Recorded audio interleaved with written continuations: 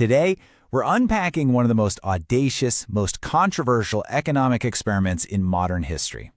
Picture this. It's the night of November 8th, 2016.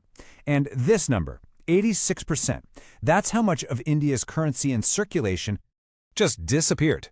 Poof. With only a few hours' notice, the two largest banknotes were declared worthless, sending a massive economic shockwave across the entire country. So, to really wrap our heads around the sheer scale of this move, we first have to understand the policy itself and, the incredible risks that were involved. Okay, so what is demonetization? Well, the key thing to get is that this isn't just about printing new money. No, it's a deliberate act to erase the value of existing cash. The whole idea was to force all this unaccounted for wealth, what's called black money, out of the shadows and back into the banking system, where it could be tracked. And when you look at history, this kind of move is, it's a huge risk. It's been tried before in places from Ghana to the Soviet Union, and the track record, let's just say it's not great. We're talking about miserable failures, massive riots, even political collapse. So yeah, this was definitely not a policy for the faint of heart. And India's economy wasn't just any economy. It was almost uniquely vulnerable to a shock like this. I mean, think about it. For 90% of transactions, cash was king. It was the absolute lifeblood of the country, especially for the massive informal sector where almost everybody worked. So pulling 86% of that cash out of circulation overnight, that wasn't just a shock. It was like hitting the emergency brake on a speeding train. So, what was the official reason for doing all this? Well, the government laid out 3 clear goals. It was billed as a surgical strike. The mission: eradicate black money, neutralize fake currency, and cut off the cash supply for illegal activities like corruption and funding terrorism. Now, every story has 2 sides, right? So let's start with the case for demonetization. This is the argument that, there was definitely some short-term pain, but that it was a necessary price to pay for some huge long-term gains. Now, an interesting thing happened. When it became clear that most of the old cash was actually making its way back into the banks, the narrative started to evolve. The goalposts kind of shifted. The real victory, the argument went, wasn't seizing all the illegal cash. It was about ending its anonymity. It was about fundamentally changing how an entire nation of over 1 billion people thinks about and uses money. And you can see that argument play out right here. This is one of the biggest wins that proponents point to. I mean, look at that jump in income tax returns filed. It nearly doubled in the years that followed. Why? Well, when you force all that cash into a bank account, it leaves a data trail. And all of a sudden, millions of people who are pretty much invisible to the tax authorities were now on the radar. Just let that number sink in for a second. Over 10 million new taxpayers in the very first year alone. That's not just a small bump. That is a seismic shift.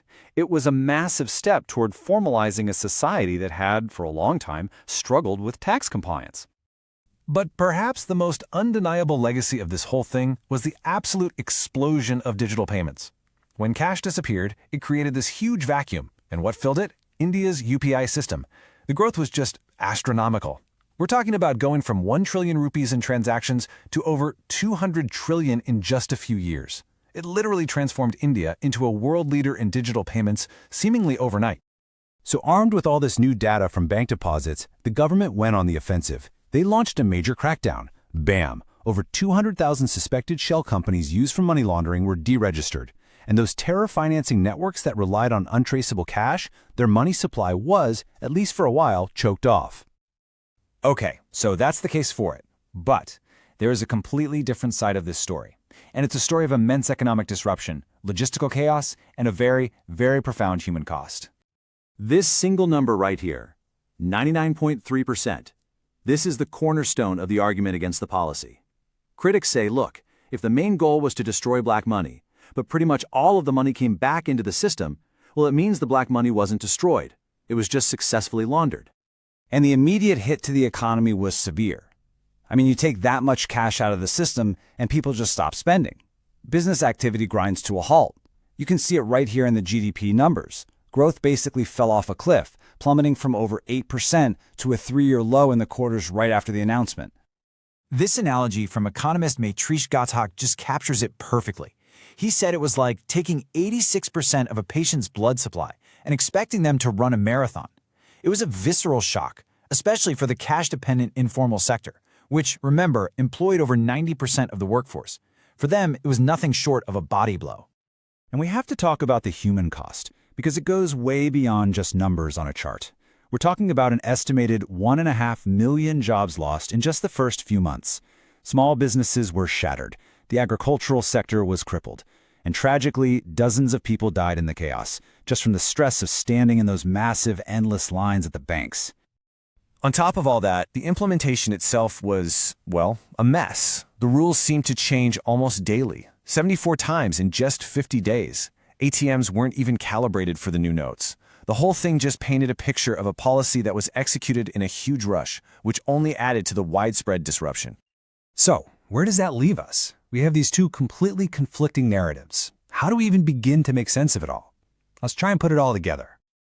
Ultimately, whether you see demonetization as a success or a failure really depends on your metric. It's a tale of two legacies. If you focus on the long-term structural gains, the digital revolution, the expanded tax base, you can make a strong case for it being a success. But if you focus on the immediate economic shock, the job losses, and the immense human suffering, it looks like a catastrophic failure. And that's really the legacy of India's great currency experiment. It remains one of the most debated economic trade-offs in modern history. It forces us to ask, was this a self-inflicted wound that crippled a growing economy? Or was it the painful but necessary surgery required to build a more transparent and modern financial future? The answer, as you can imagine, is still being written today.